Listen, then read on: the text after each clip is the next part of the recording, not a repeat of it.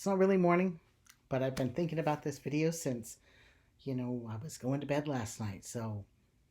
And I always say good morning anyway, so I just like morning. So full of potential and everything. And it's a round planet. It's morning somewhere. I got a lot done today, which is why this video is late. I really wanted to just jump up out of bed and make this video. And I had all those ideas last night, and I actually, it was much easier to get up this morning because I was going to come talk to you, and that made me happy. But then I wanted to be able to have a new chapter of The Moon's Permission out so that, I could tell you about that when I did this video. And that took a little bit of while, and apparently Tapas had a new thing for doing a book cover form for it, so I had to paint a new picture, which, okay, I didn't actually have to paint a new picture, but I wanted to paint a new picture, and, let me show you that, which that was also at the front of the video, but isn't he lovely? This is Galen McNeil, and he is mostly a pretty naughty boy, but he very much loves his boyfriend. And gosh, so they met in 1915 in a train station. Jack had just come into town. He was going to do his medical residency and become a doctor. And he's from Kansas. His family is very Baptist. They did not approve of his orientation. Not in 1915, probably not forever. But that didn't change who he was. He just had, resigned himself to being celibate forever. At least he was going to be a doctor. And he's a very good doctor for that matter. But when he was in the Grand Central Station, he'd just gotten to New York. That pretty blonde guy walked up to him. And to be fair, Gail was thinking about picking his pocket, because that's why Gail was in the train station. But they met, and there was this chemistry almost immediately, and they're like looking at each other. And this cop comes up and he's all like, "McNeil, what are you doing?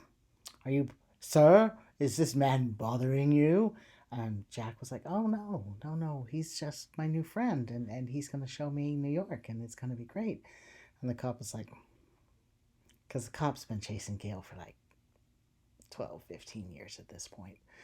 And he's like, "McNeil, is that so?"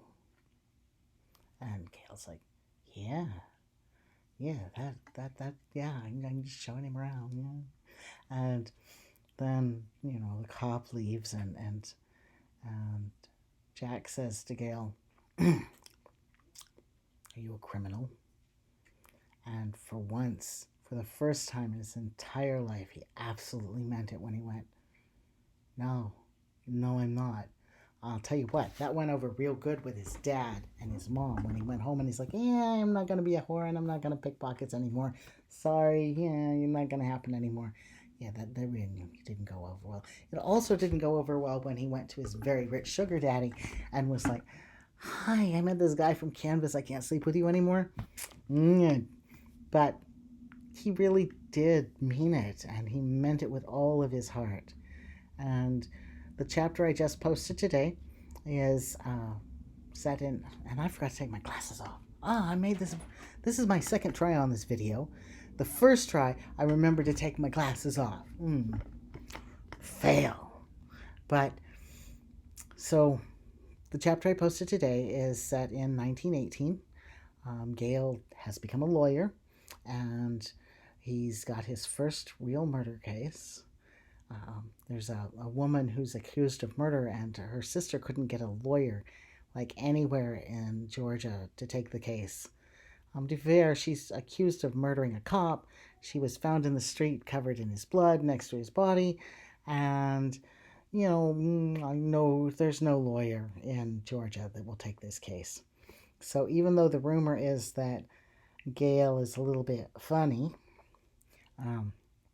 she went up to South Carolina and asked him to take the case, which he said he would, and Jack is all like, "I'm going to go with you," and that's just how that goes. So they make it all the way down to Georgia on the train. And, Gail finally comes clean and tells Jack how much money he came back from World War One with, which should have been like nothing, because when he went, he signed his entire paycheck over to Jack so that Jack would take care of his little brothers and sisters, because his parents were really kind of shit at that.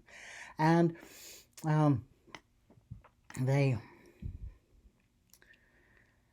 I think Jack was completely, a little bit swamped by the idea that his lover came home with the equivalent of $1 million when he turned over his whole paycheck. So as soon as they get into the hotel room, Jack is like, "Where'd you get the money?" And Gail's like, "Rather not say." Gail's going to do his level best not to explain in detail how he got that money, because did I mention that Jack is a hardcore Baptist? Yeah. Like, we're talking playing cards are questionable in his house, and you can't smoke a cigar, and then no whiskey, and Gail's a Catholic, kind of a relaxed Catholic. He's down with whatever it was he's not saying that he did while he was over there in the war.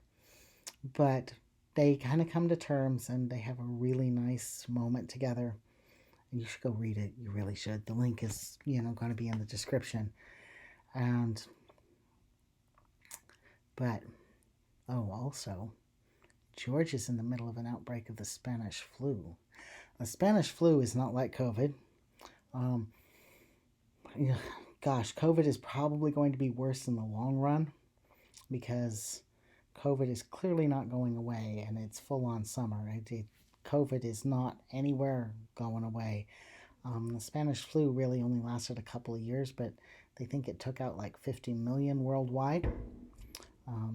The other thing with the Spanish flu was that normal flus, like even COVID, they target either the really old or the really young, or both. And there's a long, drawn out illness, and it's unpleasant as hell, and you die. With the Spanish flu, what happened was it targeted like 20 to 30-year-olds, and you'd be fine in the morning and dead at night. It was really, really fast.